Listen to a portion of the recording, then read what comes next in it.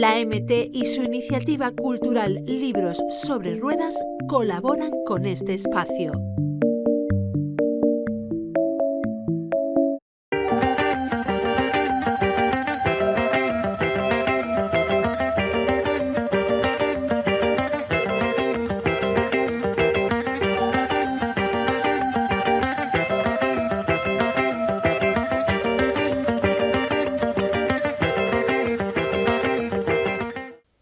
Muy buenas noches, queridos amigos y amigas de Letras Mixtas Televisión. Nos vemos hablando de cultura, aquí en esta casa donde la cultura tiene un espacio muy singular que se llama Letras Mixtas.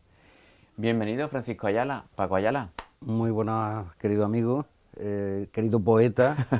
Es un placer estar entre las letras y en este caso, en el mío, pues sobre el papel, pero con otra cosa que he grabado.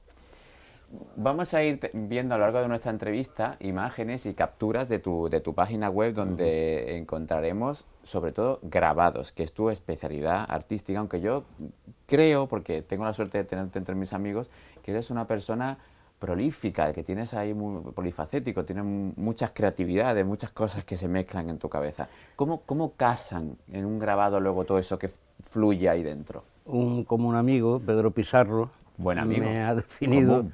Siempre como el ave fénix, es decir, algo así como que me he metido en muchos charcos, unas veces he salido mejor, parado, otras veces peor, pero mis arranques, que tienen que ver mucho con el mundo de la empresa, y también como buen lucentino, pues hemos tenido nuestros negocios relacionados con la decoración en la costa, en Marbella, también galería de arte y tal, pero un pie estaba en la empresa y otro pie en las artes desde siempre. Entonces he sido creador plástico, investigador plástico, y mucho también ligado al diseño industrial, pero aplicado a la decoración, diseño de vajillas, en fin, que hemos hecho muchas cosas.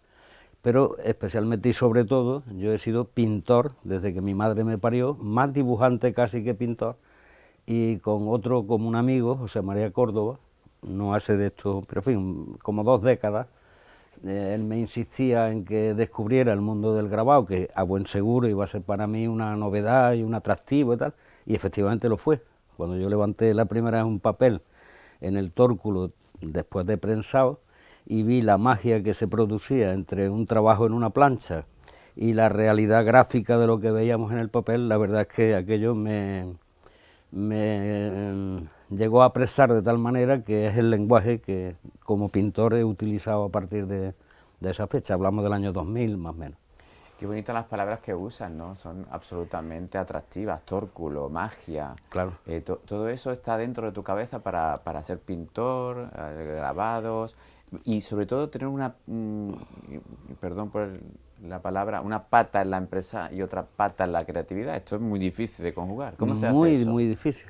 De todas formas, ahora que se habla tanto de emprendimiento, y no sé si en la conversación me puedo hombre, dispersar claro. y perder Mientras un poco. que hablemos de emprendimiento cultural, podemos hablar de todo lo que...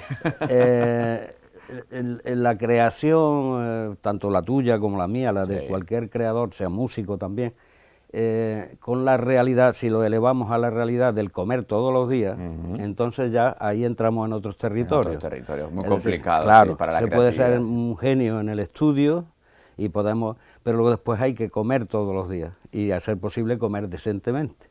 Y eso es un mundo complicado. Por eso, en mi caso, pues, teníamos por circunstancias familiares herencia de empresas y tal, y acometí ese proyecto con ilusión, transformando hacia lo que más me interesaba, es decir, campo creativo en la decoración y tal, pero sin olvidar nunca que desde que mi madre me parió, como te decía antes, y ella me hacía unas figurillas de barro mientras recogía la aceituna, yo vengo del latifundio andaluz en la parte menos afortunada, pues ese venenillo, supongo que esa parte genética que llevamos de herencia o cultural o lo que sea, me hacía derivar siempre hacia lo creativo, en este caso a la pintura. Pero volviendo a lo que decíamos antes, cómo se aplica el que dejemos los proyectos empresariales para volcarnos ya definitivamente en la parte artística y comer todos los días, siendo más de 40 años un cotizante de la Seguridad Social, como autónomo de las artes, y además pagando cada trimestre sus liquidaciones de IRPF y, como es natural, pues todos los gastos que conlleva tener un proyecto empresarial. Y ahí es donde te decía lo complejo que puede llegar a ser el sentir el alma creadora y, por otra parte, elevar a la práctica eso como para que uno pueda seguir viviendo. Sí, sin duda, tu debate es interesantísimo porque, claro, yo me lo llevo a colación para hacer parangones o comparaciones muy evidentes y muy pragmáticas, en el sentido no todo el mundo puede ser un Picasso a la hora de rentabilizar su creatividad, pero hay muchos Picassos en el planeta, lo único que solamente podemos encontrar a uno que haya podido vivir tan bien de su trayectoria, por hacer un símil de una persona, de una figura tan importante para esta ciudad como es Picasso. Has nombrado a Lucena y a tu madre varias veces y eso a mí me importa mucho porque yo nombro mucho a la mía, incluso en esta casa, en este programa, y también procede de otro latifundio. Mi madre nació en la finca Almoraima, imagínate si es otro latifundio. ¿Qué de importancia tienen nuestras creatividades en lo que manufacturamos con nuestras manos? En mi caso la poesía y en tu caso las pinturas y los grabados, nuestras madres. Cuéntamelo. Yo supongo que pasará en muchos casos. En el mío, como comentaba, yo me crié en otro sitio tan poético y tan bonito como los campos de Aras. Fíjate. De Aras del altar. Sí. Ara Coeli, la Virgen de Lucena, donde hay una ermita, la ermita de la Sierra de Aras.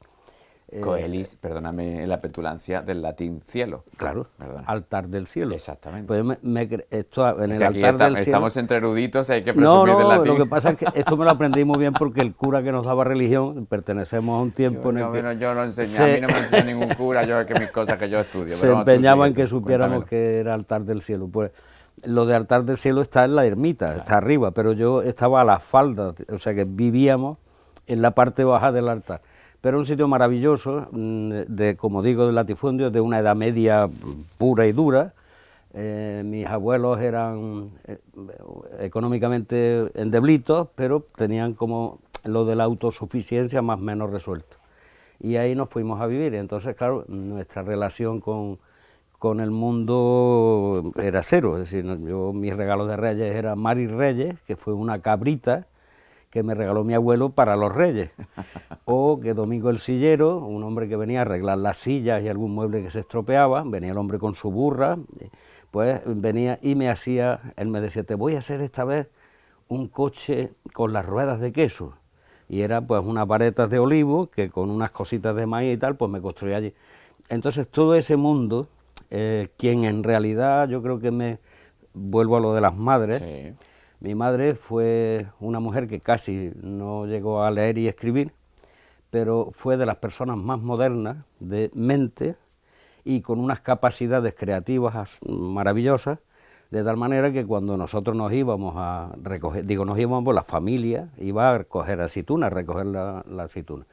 Entonces ella aprovechaba, porque claro, Paquillo que era yo, como que se distraía a ratos y otros ratos se distraía menos. Entonces ella me inventaba la forma, cogiendo barro del suelo y amasaba unas figurillas que me iba preparando para que yo jugara, y yo tenía mi Playmobil, lo tenía pero de barro allí, y entonces ella era la que, y luego tenía unas habilidades, la mujer, extraordinarias y una sensibilidad muy grande, y creo que todo eso son las madres, nunca mejor dicho, que mamamos nosotros, unido a la genética y luego la educación o las circunstancias, que nos permite pues ser lo que somos.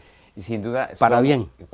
Y sin duda somos lo que somos gracias a ellas, y que han sido y son personas absolutamente importantísimas en nuestra vida, nos han hecho los seres que somos, que en tu caso, no voy a hablar de mí, pero en tu caso eres un ser excepcional, al que además me caigo rendido a tus pies por tus creatividades. Y llego a esto, ¿por qué? Porque me interesa, antes de cerrar nuestra conversación, me interesa mucho que hagamos hincapié en que en la página web encontramos todos tus grabados que se pueden adquirir, que ahí explicamos cuáles son la trayectoria de los mismos.